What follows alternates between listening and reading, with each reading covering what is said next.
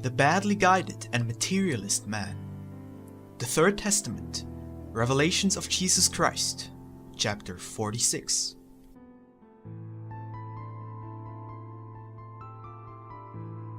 Lethargy of the Spirit, ignorance and arrogance of men. Thus saith the Lord. The purpose for the creation of the world is man. For his pleasure I have placed there all the other beings and elements, so that he may make use of them for his preservation and enjoyment.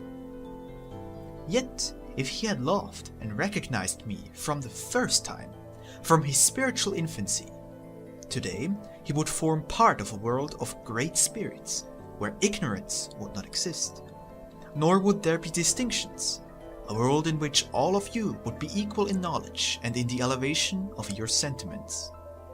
But oh, how slowly man evolves!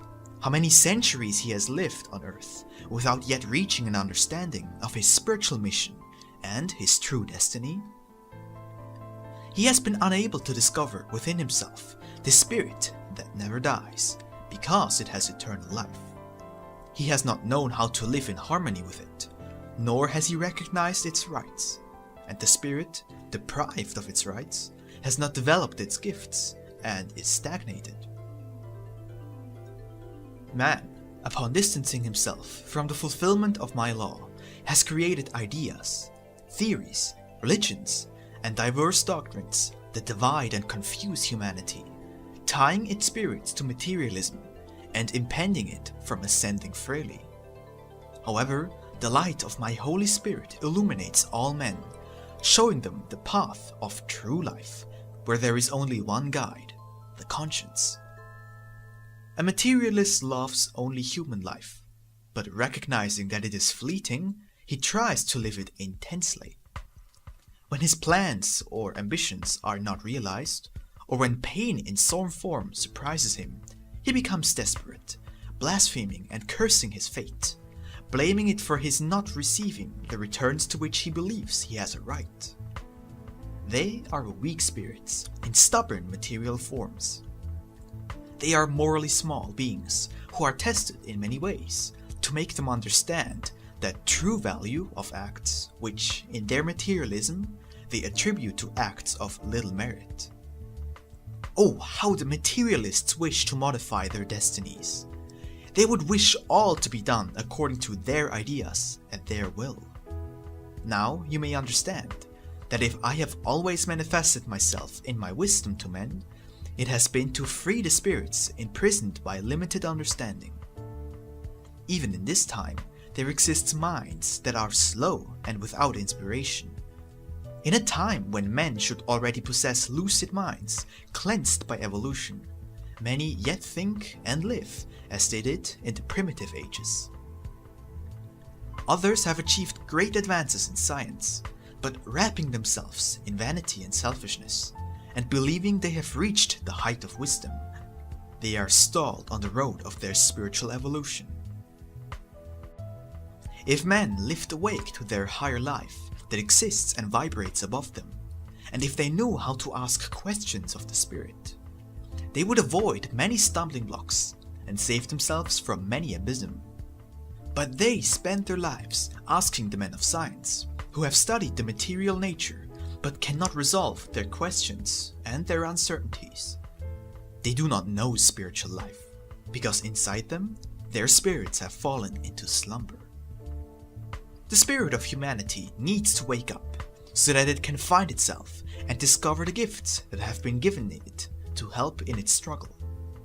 Today, man is like a small dry leaf, fallen from the tree of life, and at the mercy of the winds, subject to 1,000 troubles. Weak before the elements of nature, and small and fragile before death, when he should have made the earth his dominion, like a prince sent by me, to perfect himself in the world. The time of judgment, in which I will ask some, "Why have you denied me?" and others, "Why have you persecuted me?" has arrived. Does he who has not been able to penetrate himself have the right to deny the existence of my kingdom? Not knowing my truth is different from not knowing about something of which you were able to conceive. I tell you that your ignorance is plentiful and your arrogance great. In truth, I tell you that whoever denies God and his kingdom has denied himself. He who wishes to take strength from himself alone, believing himself absolute, and feeling proud of being able to be great without need for God, will have short steps in this world. He shall soon be lost, and his sufferings shall be very painful. Where are the truly wise? To know is to feel my presence. To know is to let yourself be guided by my light and do my will. To know is to understand the law. To know is to love. Today, your spiritual ignorance is so great that when you remember those who have departed for the beyond, you say, "Poor man, he died and had to leave it all and go away forever." If you only knew with what compassion those spirits look upon you from the spiritual world when they hear you talk like that. Pity is what they feel for you when they are faced with your ignorance. For if you could behold them, though only for an instant, you would be speechless, astounded by the truth. You have given greater value to material things than they really have, and in contrast, you now wish to know nothing of the spiritual.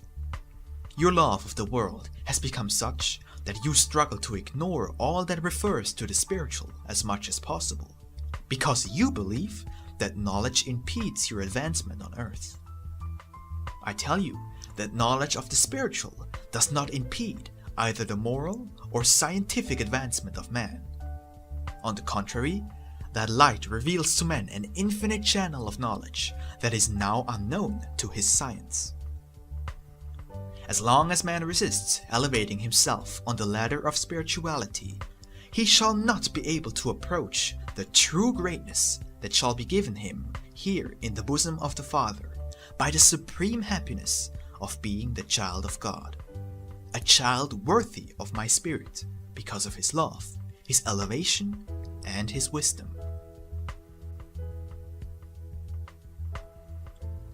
Lack of willingness for abstention, effort, and responsibility.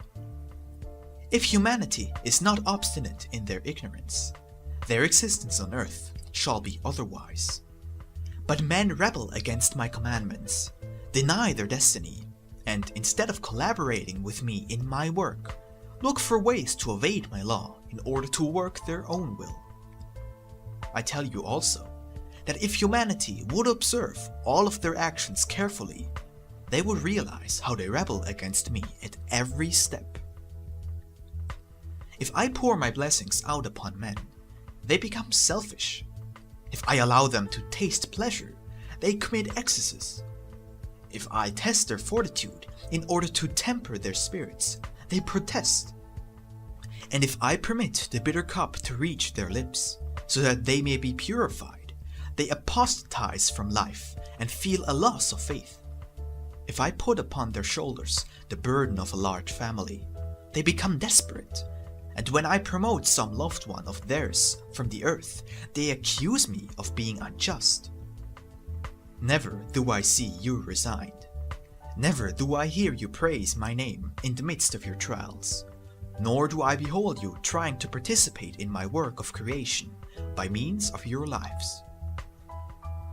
I have placed greatness in man, but not the one that he seeks on earth. The greatness that I speak of is sacrifice, love, humility, and charity.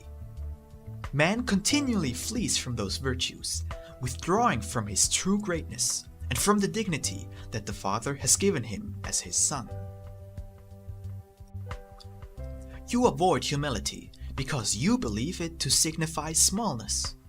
You evade ordeals because misery frightens you, without realizing that they come only to liberate your spirit. You also avoid the spiritual because you believe that by delving deeper into that knowledge means wasting your time, not knowing that you despise a light of superior to all human science. That is why I have told you that there are many who, even though they swear that they love me, they do not love me, and saying they believe me, they do not have faith. They have come to tell me that they are ready to follow me, but they want to follow me without a cross. And I have said to them, anyone who wants to follow me, let him take up his cross and follow me. Anyone who embraces his cross with love will reach the summit of the mountain, where he will breathe his last sigh on this earth, in order to be resurrected to the eternal life. Today, instead of eliminating the misery that exists everywhere, man selfishly attempts to use it to his benefit. Why hasn't man sought an ideal that helps him to elevate his emotions and pursue goals that are worthy of his spirit? It is because man has not wanted to perceive beyond his physical needs, that is to say, beyond his miseries, his earthly pleasures, and his material signs. He dedicates his time on earth to accumulating riches and seeking pleasures, believing that once he dies, he will cease to exist.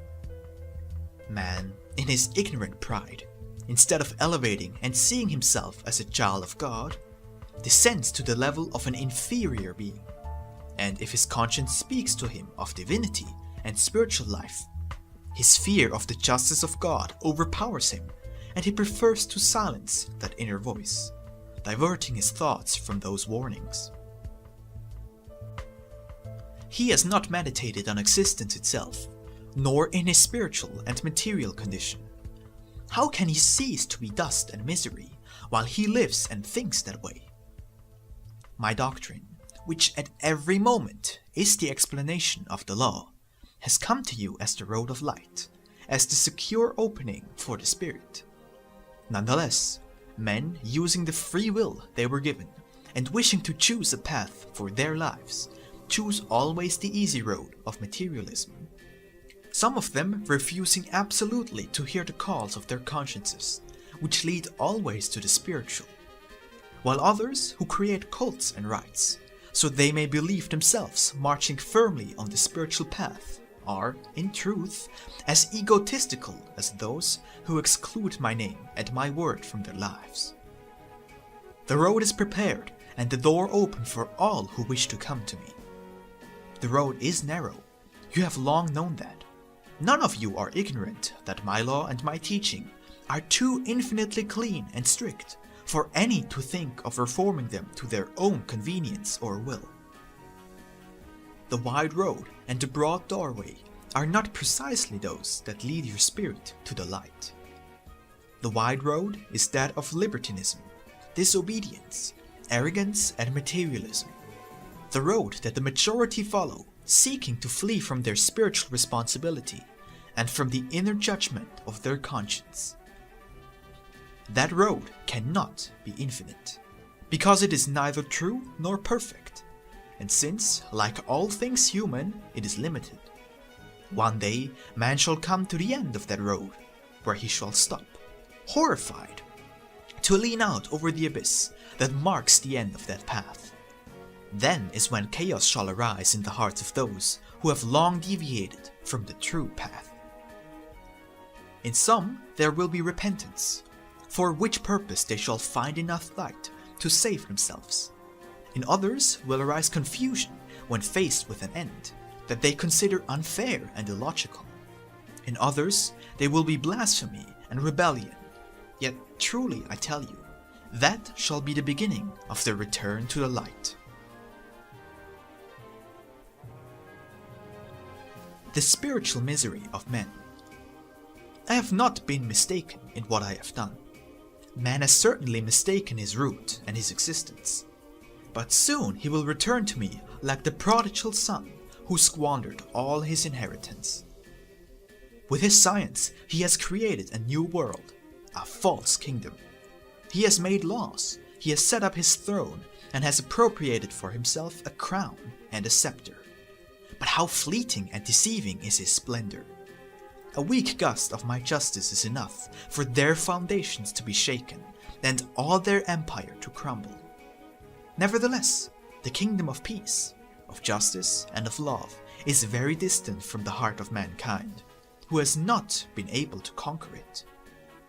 The pleasure and the satisfactions which their work provides for men are fictitious. In their heart there is pain, uneasiness, and disappointment, which are hidden behind the mask of their smile. This is what has been done with the human existence, and regarding the life of the spirit and the laws that govern him, they have been distorted, forgetting that there are also forces and elements that vivify the spirit, with which man should be in contact to endure the ordeals and temptations and withstand all the obstacles and disappointments along the road of his ascent toward perfection. That light from the infinite that reaches every spirit does not originate from the sun. The strength that the spirit receives from the beyond is not an emanation of the earth. The fountain of love, of truth, and of health, which calms the thirst for knowledge of the spirit, is not the water of your seas or your springs. The environment that surrounds you is not only material, it is an emanation, breath and inspiration which the human spirit receives directly from the creator of everything, from the one who has created life and governs it with his perfect and immutable laws. If men put a little of goodwill toward returning to the path of truth, they would instantly feel like an incentive of the caress of peace. But the spirit, when it becomes materialistic through the influence of the material, succumbs in its wars, and instead of being the lord of this life, the helmsman guiding his ship becomes a slave of human tendencies and inclinations, and a castaway in the midst of the storms. I have already told you that the spirit is before the flesh, as the body is before the garment. That body that you possess is merely a passing fashion of the spirit. Oh, if only all men wished to look upon the light being born into this era, how much hope there would be in their hearts. But they sleep, not knowing even how to receive the light sent them each day by the sun, that first light which is like an image of the radiant light of the Creator. The sun caresses you and awakens you to the daily struggle.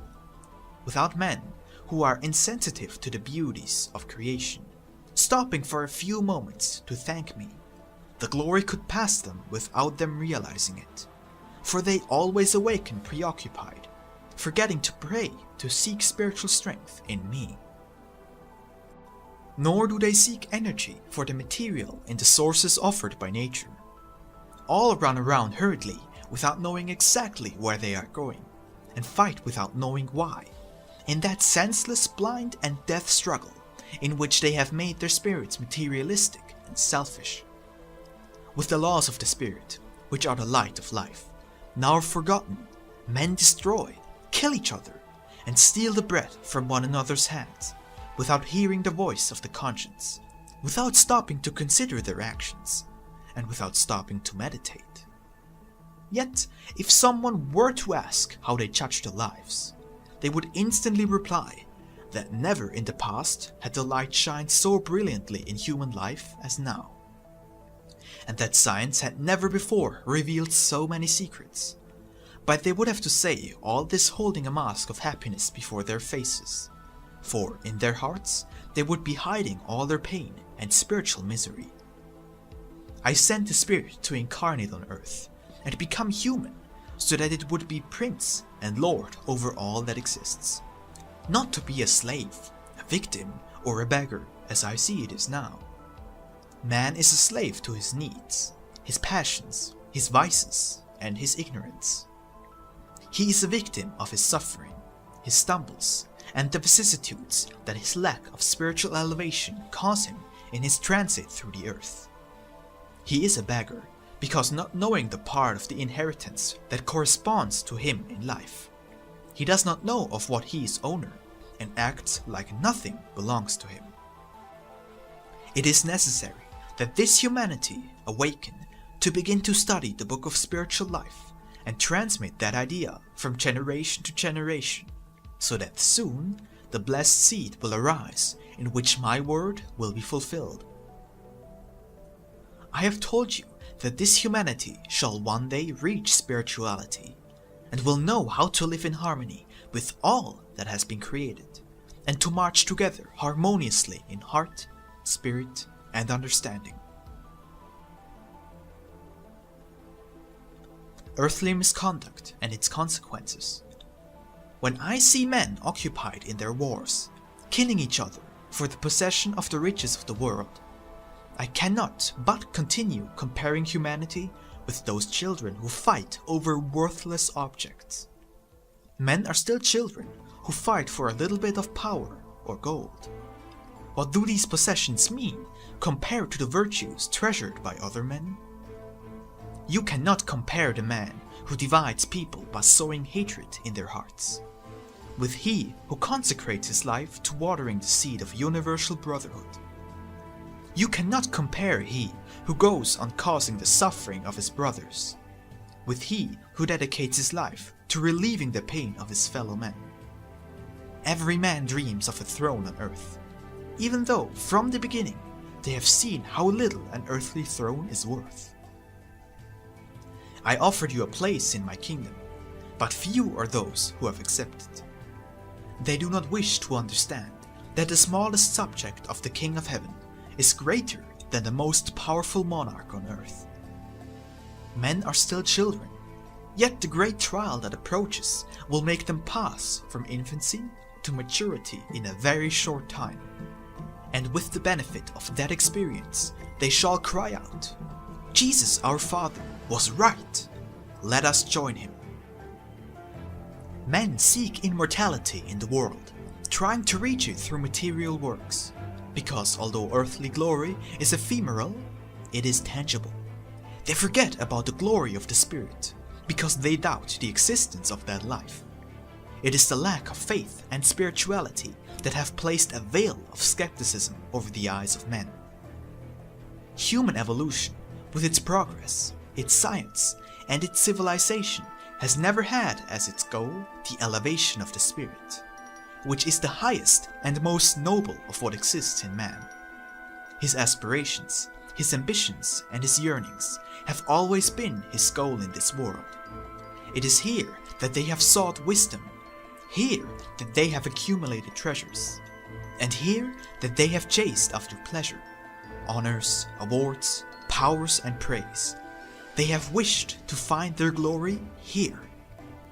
That is why I tell you that while nature advances step by step, without ceasing in its law of unceasing evolution toward the subtle, toward perfection, man has remained behind, stationary, and for that reason he has troubles on earth.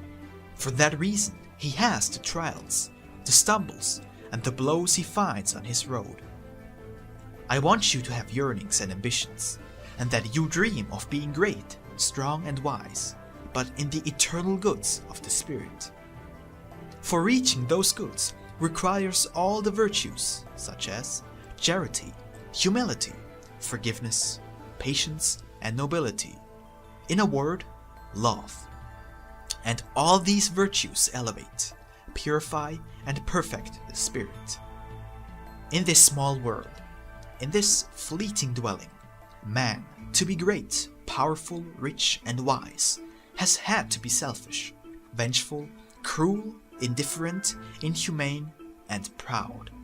And all of this has had to lead him toward the opposite, to what is truth, love, peace, and true wisdom and justice. When men find themselves spiritually is when they feel in themselves the presence of the Father. But while they do not know who they are, nor where they come from, they feel me to be distant, strange, and unreachable, or they remain in ceasing. Only when awakened can the spirit enter the kingdom of truth. Man cannot know it by science alone. I see that men wish to have knowledge, glory, strength, riches, and power. I come to offer them the means to achieve all these, but in their essence, their spiritual truth, not in the superficial and artful ways of the world, not in the fleeting or deceitful. When man gives himself to the material, enclosing himself in a small space of a world like yours, he impoverishes, limits, and oppresses his spirit. Thereafter, nothing exists for him but what he knows and possesses. Then it is necessary that he lose everything so that he may open his eyes to truth, and once convinced of his error, return his gaze to the eternal.